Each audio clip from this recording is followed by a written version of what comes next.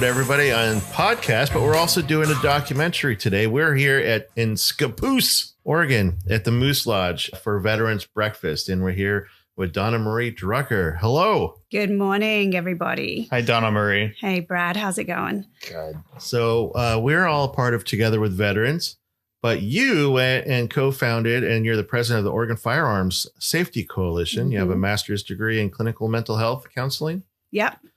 Clinical mental health counseling from George Fox University. I have that down twice. It must be really important. Well, it feels it. Put a lot of hours in. So yeah, you can say it twice. You can say it 3 times if you like. All right. You got a master's degree, clinical health counseling, master's from George Fox University. So you grew up in rural England? Yeah, very rural. Like you can't believe.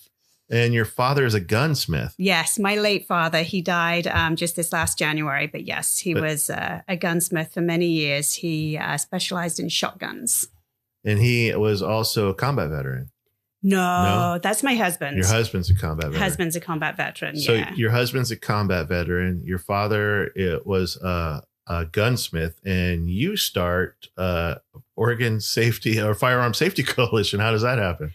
Well, for me, as somebody that is a gun owner and enjoys shooting a great deal and grew up with a background in firearms, obviously guns put a roof over our head and food on our table, and somebody with a background in clinical work, mental health. My background is actually in crisis intervention and suicide prevention.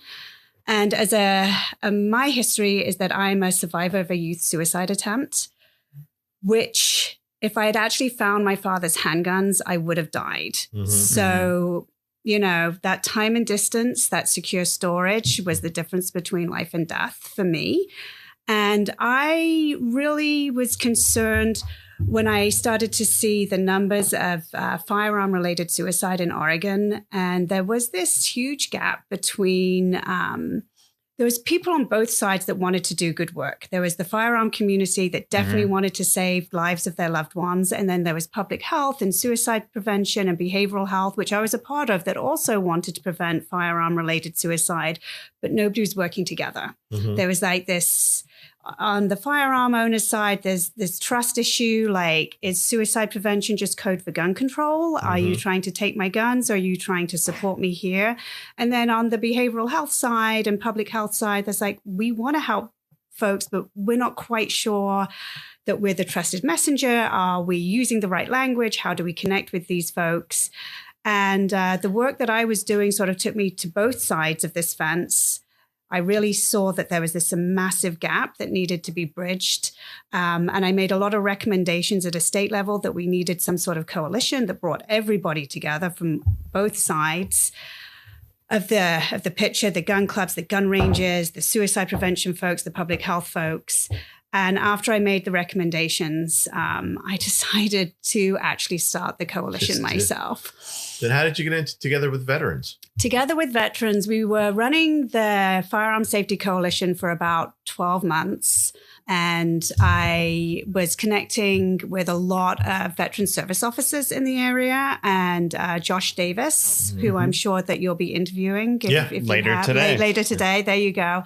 At the time was the Veteran Service Office for Clatsop County.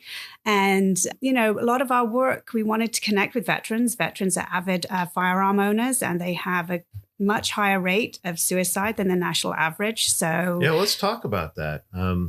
Because everybody that's probably everybody has heard, 22 veterans a day. Mm-hmm. And we spoke about that a little bit. I mean, the new numbers come out and they're a little deceiving because it might not say 22 veterans a day, but we don't see all of these numbers don't really show the whole story. Right. Data can be really tricky, especially when it comes to suicide, because suicide is still the most underreported means of death, nationally and globally. And there's many reasons for that. For some folks, it's cultural and religious reasons, and we're not here to lay any judgment on that.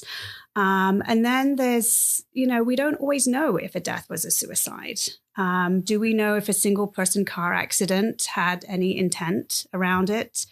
Do we know if somebody that dies due to a drug overdose had any intent around it? Often we do not know. And then there's a whole batch of deaths that are kind of really tricky to figure out. Sometimes, people will go visit their primary care provider and they'll be told that if you continue to drink alcohol at the rate that you're drinking, you're going to be dead in like 6 to 12 months. And that person has that knowledge and continues to drink, maybe even more. They don't want it to be listed as a suicide, but they know that if they continue to consume that alcohol, that it will end their life. Same with people with medical conditions. Some people choose to not take the medication that they've been provided, knowing that it will hasten their death. So it can be really, really tricky to actually know what the final number of suicides per day, per year, really are. Let's talk about that, because let's talk about the numbers that we do have. Okay. Now, the national average for veterans, you were talking about, it was per 100,000 people? Yes, per 100,000 humans is how it's listed. This data is from the VA and the national. Well, let's start with just the national rate of suicide for humans right now for 2021, which is the data that we have, because it does take time for data to be sort of come through and make sure it is accurate, is about 14 people per 100,000. And for the national veteran rate for the nation, it is 33.9. So we can probably round that up to 34 because there's no 0.9. That's over twice as much. Over twice as much. And then if we get to Oregon for the same year, our veteran suicide rate is 49.6. Wow. So you keep doubling, basically. What? 49.6. So that we know about. Maybe, yeah. And the national rate was 13, you said? The national rate for 2021 was 14.1. And we're up towards 50. Why is Oregon why is Oregon a state that has such high suicide rates for veterans? That's a tricky question. Yeah. I can tell you that over 70% of Oregon veterans use a firearm to end their life, and firearms are 90% lethal when used for a means of suicide. Oregon has a high rate of gun ownership, and that means that a lot of our veterans have access to very lethal means. A lot of veterans are moving to rural areas. Rural areas have a huge gun culture. Yeah. Veterans have a huge drinking culture, right, whether they like to admit it or not. So when I was reading it, they were talking about some of the bigger reasons would be, one of them was social fragmentation. And so to me, this is what you could tell me what it means, but I took it as like the country is so divided. We leave the military, which is very institutionalized, and we don't care who our buddy is, what color they are. They are right. And then we moved to like rural Oregon, and it's like a politically divided, religiously divided, and you don't know where to fill in those gaps those voids that you get from moving out there and leaving that kind of institutionalization. Your sense of purpose, duty is right. Meaning and purpose, absolutely essential. Yeah. So yes, I agree that there's political divide, there's religious divide. My opinion is that we focus on being independent, and that success means you can do it alone. Yeah. You chaps are both combat veterans. Could you have done it alone? No, absolutely not. From day one, from basic training, boot camp, could you have gotten through that alone? No, I mean, that's the whole point of boot camp. Yeah. Right. They train you to have your battle buddy at all times. Yeah. Have your battle buddy at all times. Yes. And that's what we need in communities. Right. We need our veterans. We need all humans to have a battle buddy of some capacity. Oh, you're mine. There you go. And it's isolation. Whether it's social media, whether it's being able to order everything in from Amazon and never leaving your house, working from home. there isn't this community anymore where you have to interact with people. We are meant to be together. We are meant to have a tribe. Yeah. We're meant to have buddies. Now, I'm not an overly religious person, so I don't want this to be taken out of context. But in my village, because I really did grow up in a very rural area, the church, we went to the church because that was our community hub. And everybody went there. We celebrated things together. If somebody was sick, people took soup and helped watch kids, and everybody kind of moved together. We've seen a lot of things have just separated and become isolated. You're either in or you're out, or the only way you're successful is by doing it all by yourself. Right. And like you say, you leave that unit, the military, whichever branch you serve in, where you can't do it without anybody. And then you're told now to be successful as a civilian, you got to do it all by yourself and not ask anybody for help. Yeah. And that is a lie. Nobody gets through this. I always thought that isolation is the most dangerous place for anybody to be. Yeah. Yeah. We need friends. I was reading an article today saying that how many Americans just in general don't have close friends anymore. Right. Yeah. And so there's a lot more at play than just political and religious stuff. There's just been a shift in society where on Sundays, when everything was closed, people would get together and hang out and spend time with community and with neighbors and with friends. And now we're a 24/7 workhorse that doesn't need to interact with other humans. And because we don't need to interact with other humans, we are becoming more isolated, more lonely. Just think about how far technology has come, yet we're the loneliest we've ever been. So places like this, the Veterans Breakfast, where I had to park on a field in my truck, but whatever, I followed suit. I'm like, well, if they are parking over there on the grass, so can I. This is huge because this brings veterans together. Yeah. And provides community and provides conversation. Maybe you're sitting next to somebody, maybe you're sitting next to somebody who you're meeting for the first time. It's huge. That's why we're in a back room doing this interview. Because so loud. It's so loud in the other room with everybody socializing. Yeah. It was great. Yeah. And that's exactly what we need. We need, as you called it, Brad, you need meaning, you need purpose. We need veterans leave the service having served their country, their people, keeping folks safe, all the things. When there's a disaster, they're there. Like the military does so much more than people realize. And then they struggle quite often to find that continued meaning and purpose. Well, and we could talk a lot, but I know one of the main reasons for that is their skill set won't translate into civilian jobs. Right. And so I want to give you an example because we're talking about our solution to this is veteran community service. So I was running the American Legion Hall in Portland, and a lot of the guys that would come and join would just want cheap beer to drink. But and most of these guys isolate. They were just staying home with their they just couldn't have a full-time job, but they were getting a disability percentage from the VA.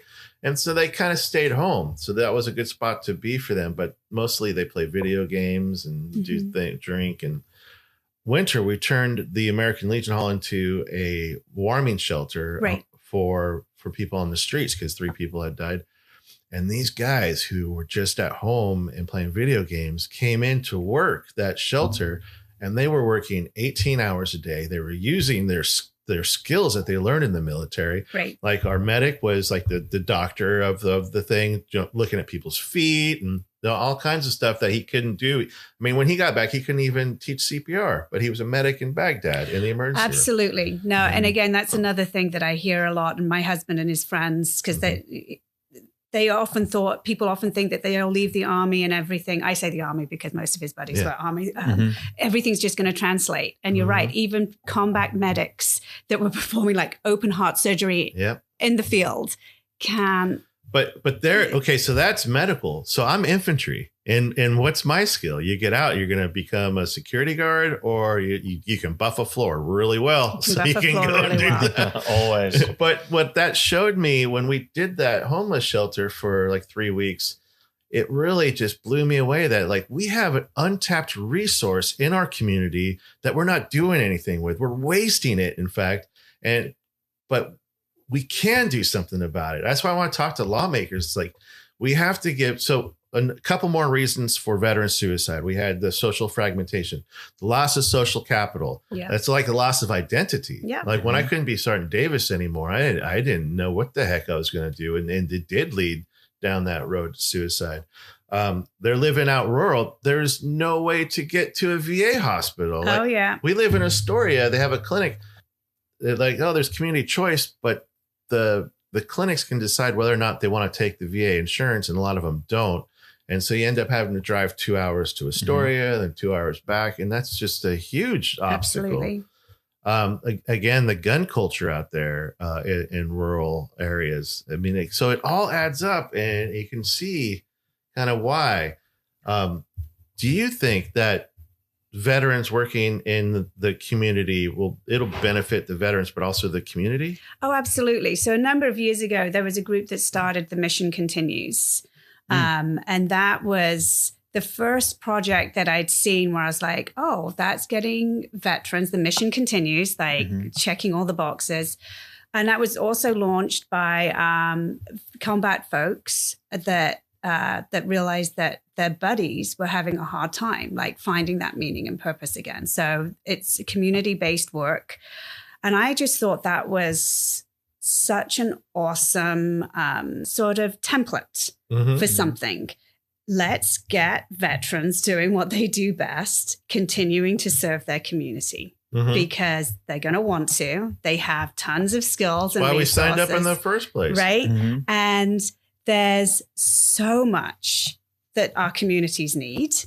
So let's, again, bridge that gap and bring people together so that this work can get done. And what is that work? It's going to look different in every single community. Yeah. Is it park maintenance, building a park someplace? Is it just every community is going to have a different need, but we know that the veterans with meaning and purpose can fulfill those needs.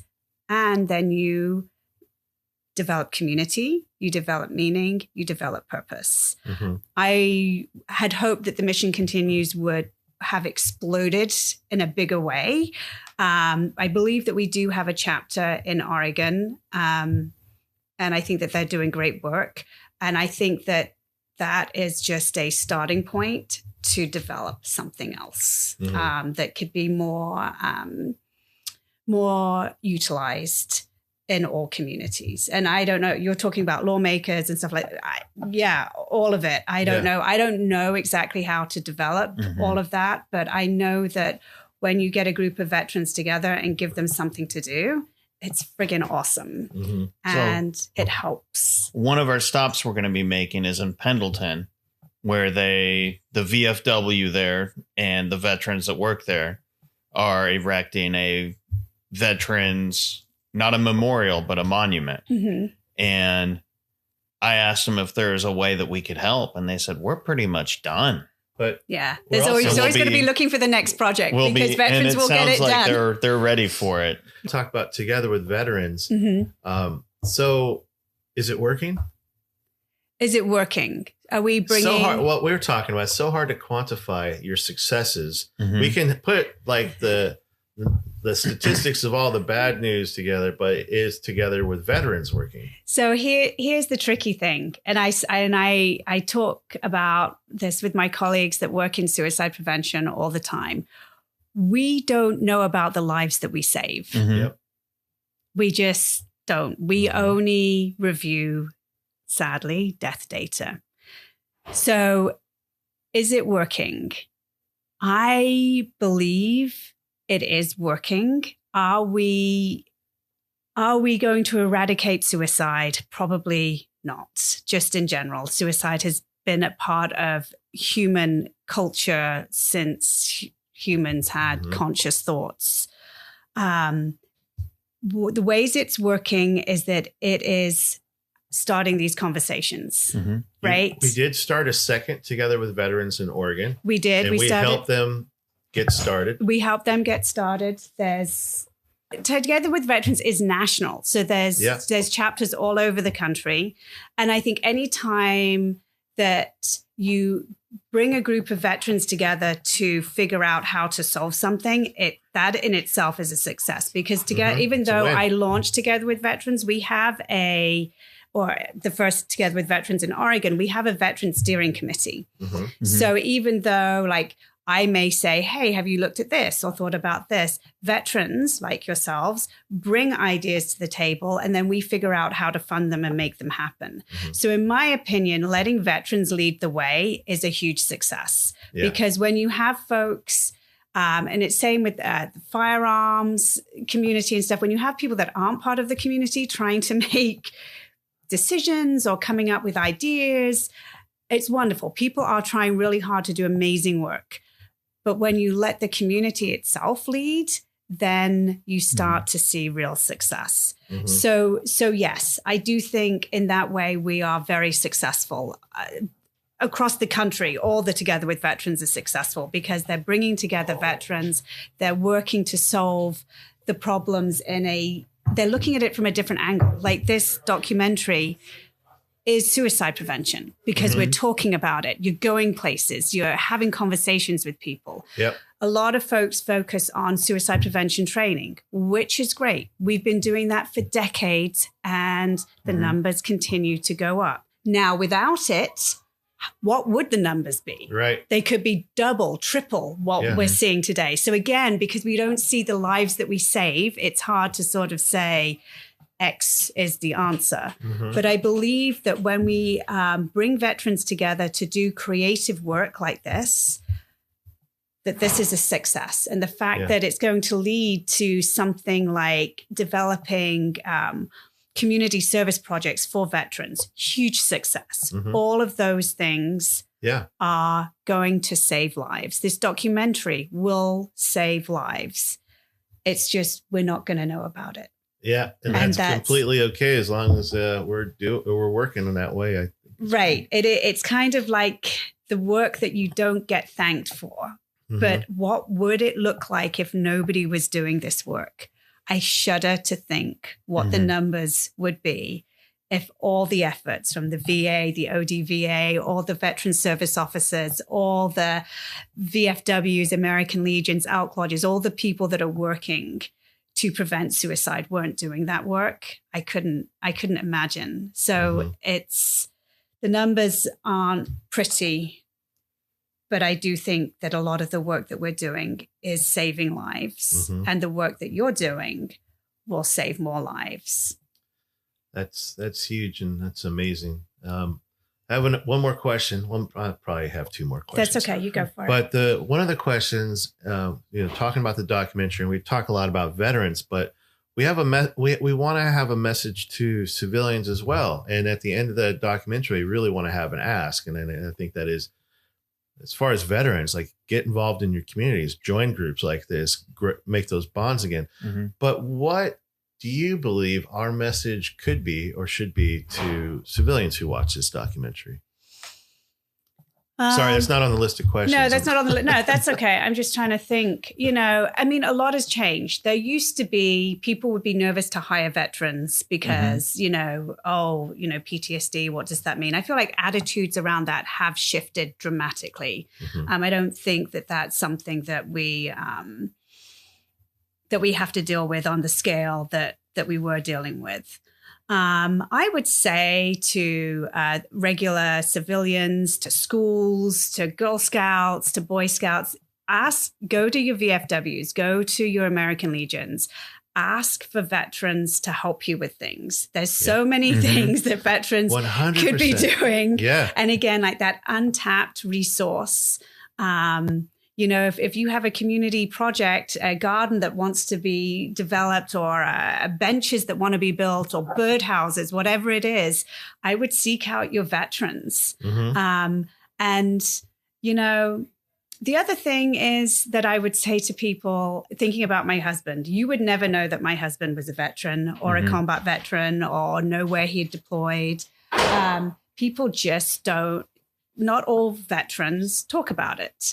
Not all veterans are connected to the VA, and there's logistical reasons for that. And then not every veteran qualifies for the VA.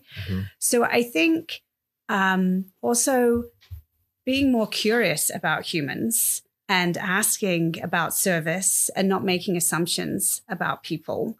I think that's another big deal. We assume that, this group is the veterans because they have the Vietnam coffee morning and that's what a veteran looks like. But our veterans are actually everywhere doing all sorts of things that you might never, ever know about. So if I was sitting in a business conference and I was like, we want to try and do this for our school, I might say, any veterans in here?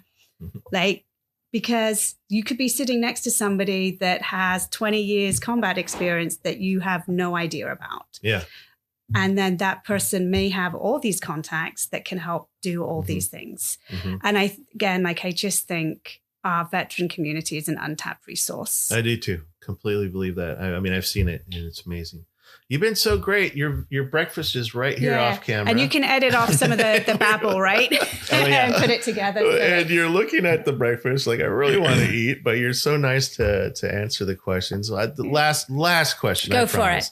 So we are heading toward the Oahe Canyonlands. Have you ever been there? No. And then what is your favorite place to go outdoors in our beautiful state of Oregon? Oh, wow. That's tough. That is a tough question. Because there's so many different types of lands here. We have desert, we have canyon lands, we have the forest, we have the ocean, we have rivers. It's just amazing. Yeah. I mean, oh, wow. That is an impossible question to answer. But I will. Okay. So I live close to Trident Creek, which is a state park where you can walk in the woods. And there's something magical about being in the trees. Oh, yeah. And listening to the streams. And it's my happy place, too. Yeah. And it's quiet.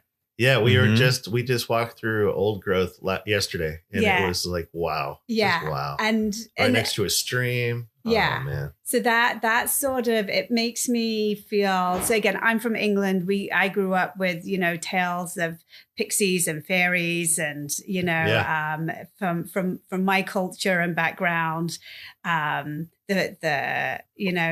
lots of mystical, magical stories and it's from our ancestors. It's mystical and magical out there too. Right. Yeah. And that's what it feels like. It feels like the fairies could be watching you. That sounds terrible. She's away with the fairies. No, I don't mean that. No, I love it. What are you talking about? I love silence, and yet silence with the sound of nature. And that's very close to where I live, but you could replicate that in many places in Oregon. So I don't know that that's an actual location, more of just the forest is my favorite place to be. I get it. I lived out in Central Oregon. Oh, it's so nice, but then it burnt down. But we don't want to end on a bad note. We're going to end on it. We're going to edit the fire comment out. Yes. Well, I just said I was away with the fairies, mate. So you're okay. Yeah. Yes. We're going to leave that in. Yeah, please do. It'll be great for my brand. Thank you so much. Yeah. And I think the last thing that I want to say, and you can keep this in or not, but veterans, reach out for help. You've got buddies. You've got people that care about you. You were never going to feel that you had to do anything alone while you were in service. You don't have to do anything alone post-service. Yeah, that's a good point. I didn't even think about that. They teach you all the time to do it with your buddy. Yeah, who are you going to call? Who's your buddy? Your team, your to squad. Your left, to your right. It is the same. It is the same today. And there's so many people standing by, whether we've ever met before or not. We are here. We are here to help, to support you, because tomorrow needs you. It might be really dark and hopeless right now. It can get better. It does get better. And what we know about people that survive a suicide attempt, 70% of people never have a second attempt. 90% of people never go on to die by suicide. Second chances really matter. Once you get through that darkness, there is light, there is hope, there is love, there is community, and we're all waiting for you. We're all there on the other side, and we want to help you get there. So please, please reach out. The views and opinions expressed in this program are those of the speakers and do not necessarily reflect the views or positions of Together with Veterans Northwest Oregon or the Oregon Firearm Safety Coalition or the Department of Veterans Affairs. You can find us at roguecell.vet or facebook.com/groups/roguecell. If you or a loved one is experiencing thoughts of suicide, help is available. Please call 988 and press 1 for veterans. This line is answered 24/7, so there is always someone to help. And with help comes hope, and hope saves lives. The second of the 503rd Rogue Cell is produced by Brad Peitzig with support from Together with Veterans and is hosted by Sean Davis. Music provided by Michael Dean Dameron. Thank you for joining us.